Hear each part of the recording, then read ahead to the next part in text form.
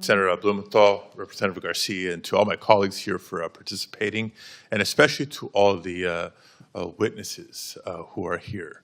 My heart goes out to you for what you have been through, but despite it all, you're trying to channel some of that experience and a lot of that anger, that righteous anger, towards raising awareness. The whole country needs to better understand what's really going on out there. I've had my own experience this year, and one of the things that I hope for is that these tough and trying experiences for ourselves, for our families, for everybody around us can somehow do good by raising awareness for people who weren't paying attention, for people who are paying attention but maybe not enough to care, to finally care about what's going on, because it's morally wrong in addition to being unlawful and unconstitutional. So I appreciate your willingness and your courage to be here and to share your stories. I know there's a good number of Californians on the panel, so thank you for the opportunity to be your voice here in the Senate. As I've shared with all my colleagues, it started in California, but we knew then that Los Angeles, greater Los Angeles area was just a test case for the administration. They learned some lessons there and then tried to be more aggressive and more cruel, as we've seen over the months here in Washington, D.C., and Chicago, and Portland, North Carolina, and New Orleans, and elsewhere.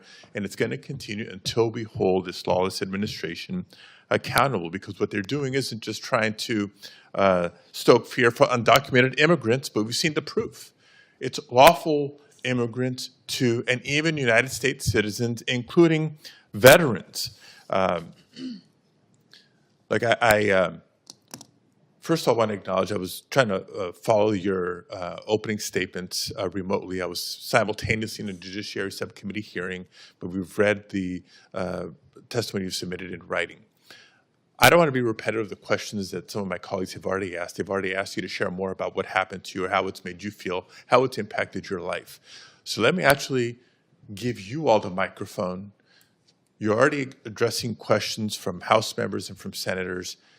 If you had the administration up here, if you had Donald Trump, if you had the Secretary of Homeland Security, if you had other officials from the Trump administration up here, what would you tell them? And maybe we can start with Mr. Retes and go down the line. Oh, God. What would I tell them? I would tell them, that's a good question. I would tell them, is this what they want? I would ask them if this is what they wanted, if this was their goal. Are we just accidents that just happened and you don't really care for? Was this your goal to begin with? And so I guess I would have more questions than I would say anything else. Thank you. Ms. Figueroa?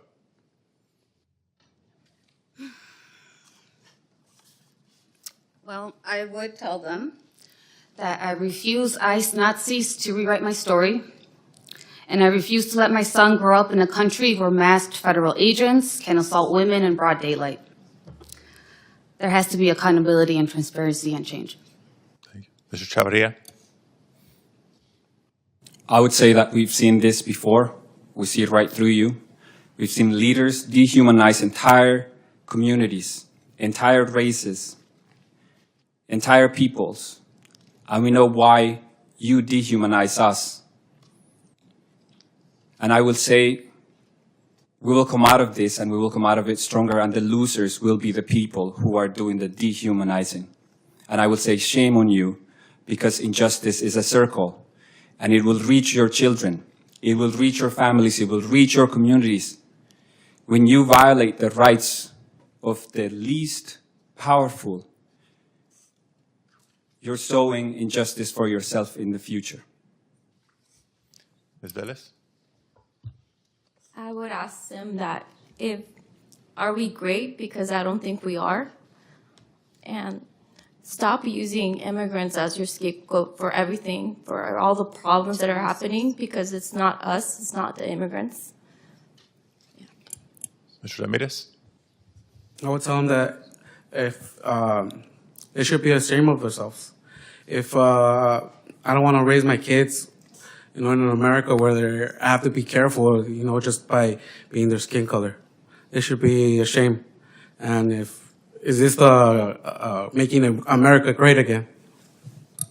Mr. Melnick, I know you come to this conversation from a different perspective, given your role and expertise. Let me ask you a different question. This will be my final. The argument from the administration is that they're going after the worst of the worst. We see in reality that that's far from the case. The fear and intimidation they've stoked in so many communities across the country is clear in my mind. Has this mass deportation agenda made any community or a country safer? There's no evidence that this is making us more safe. In fact, it's the other way around. I testified in front of Congress on this issue before. By diverting resources away from child exploitation, by turning ICE Homeland Security investigations into just one other arm of ICE's enforcement and removal operations, they are making us less safe. They are taking counterterrorism operatives and telling them to go out on the street and arrest migrants. They're taking people whose job it is to investigate pedophiles preying on children and telling those officers to go round up dishwashers instead. And that doesn't make us safer. Thank you all again very much.